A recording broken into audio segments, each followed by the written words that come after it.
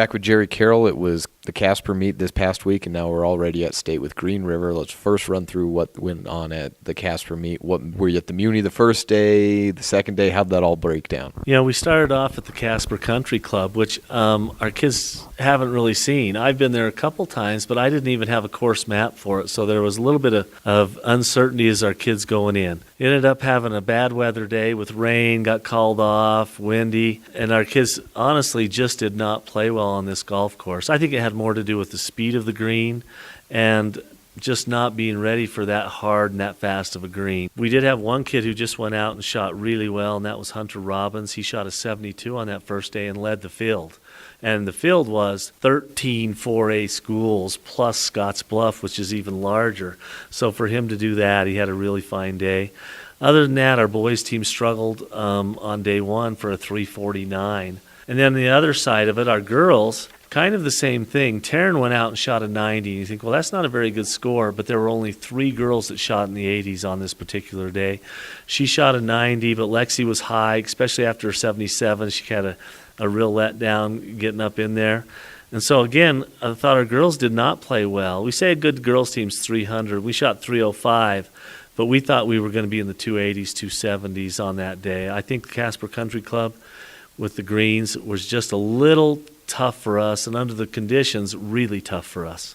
I'm looking at this score with Riverton right now, and that looks a little higher than usual. What was the deal there? The deal was Easton Paxton wasn't there. That's the deal. But still, they shoot 306 on the second day without Easton Paxton there.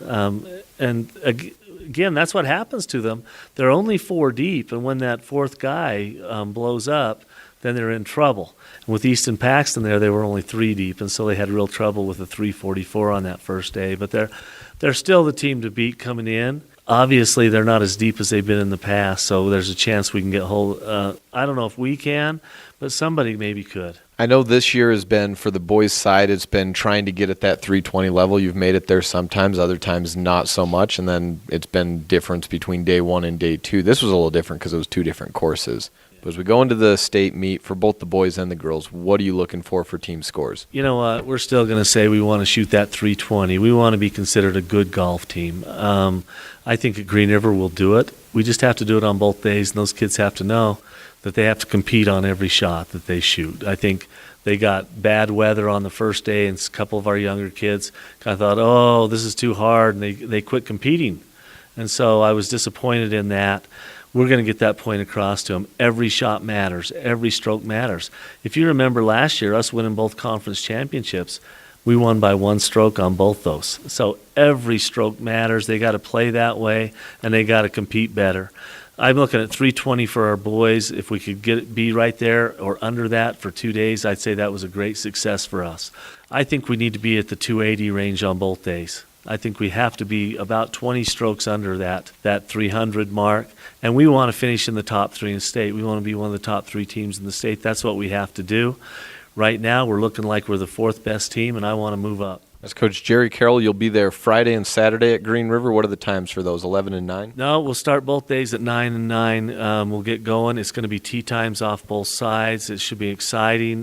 Should be a lot of fun. So we're looking forward to it. The one thing that we have noticed, it's supposed to be 44 degrees is the high on Friday, so that could be some difficult golfing.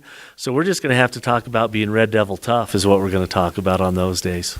That happened a couple of years ago at Rock Springs, I remember, at the state meet. And then, of course, at the conference meet, when it was here, it was snowing, so it's certainly nothing new. Yeah, 2 years ago when we won both conference championships again, it was miserable. We thought hypothermia might set in, and we had to pull off. It was snowy. I want to tell the rest of the state that our kids are the toughest kids in the state. That's what we want to be. And so let it rain, let it snow.